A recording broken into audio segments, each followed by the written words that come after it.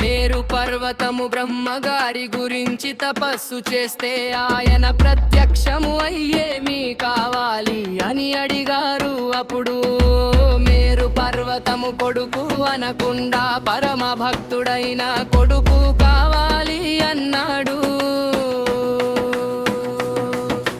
పర్వతమునకు పర్వతమెమ పుడుతుంది, ఆయనకు పుట్టిన కొడుకు భద్ర అని ఎంతో చక్కగా పేరు పెట్టుకున్నాడు. కొండ కనకాచలము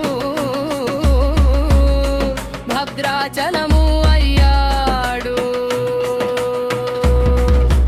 పుట్టినప్పుడు జీవుడు ఉంటాడు, తల్లి తండ్రి చేసిన తపస్సు కారణముగా భద్రుడికి ఈ జన్మగా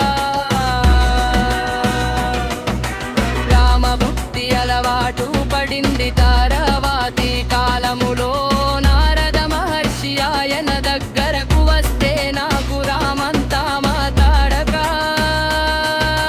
మంత్రోపదేశము చెయ్యండి అని అడిగితే ఆయన ఉపదేశము చేశారు.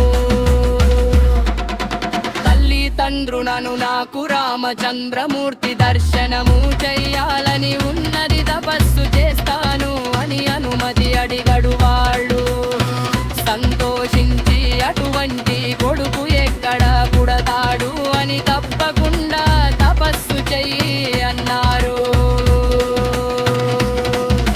త్రేతాయుగము దాటిపోయింది, ఆ పర్వతము నారద మహర్షి చెప్పారని గోదావరి నది ఒడ్డుకి వచ్చి అక్కడ స్థిర నివాసము ఏర్పరచుకుని తపస్సు ప్రారంభించాడు.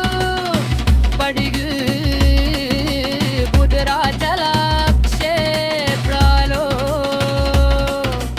ఆయన తల మీద రామచంద్రమూర్తి పాదములు దర్శనము ఇస్తాయి. ఆయన తపించాడు అనగా ఎండవాన కష్టము సుసవురని పట్టించుకోకుండా అంతర్ముఖుడై రామనామము పట్టు మీ రామచంద్రమూర్తిదే ధ్యానం చేస్తూ ఉంటాడు.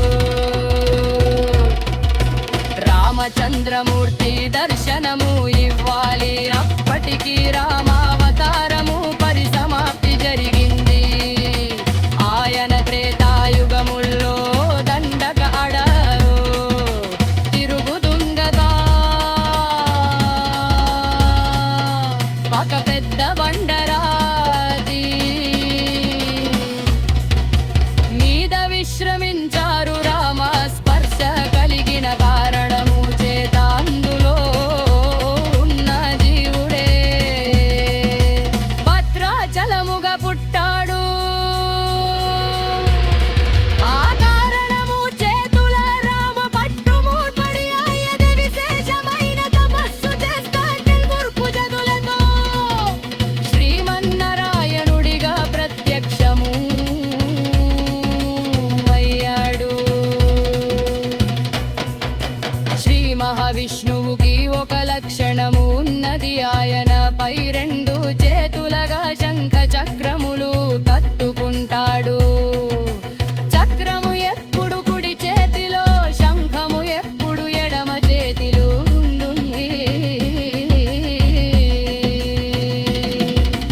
ఎందుకనగా శంఖము యొక్క పని ఒకటి రెండు మారులు ఉంటుంది.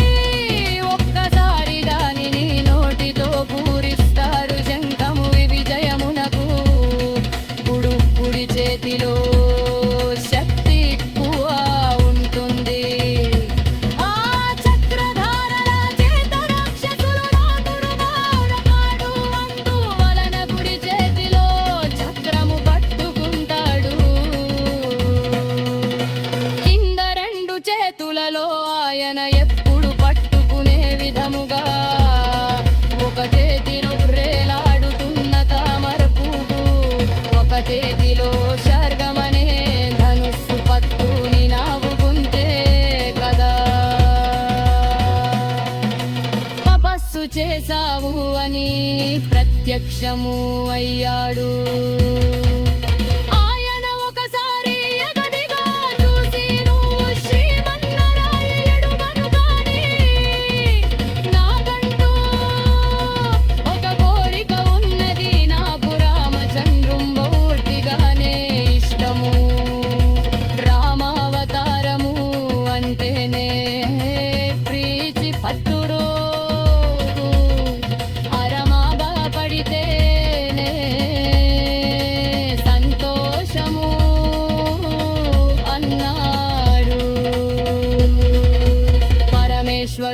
రాముడిగా కనపడలా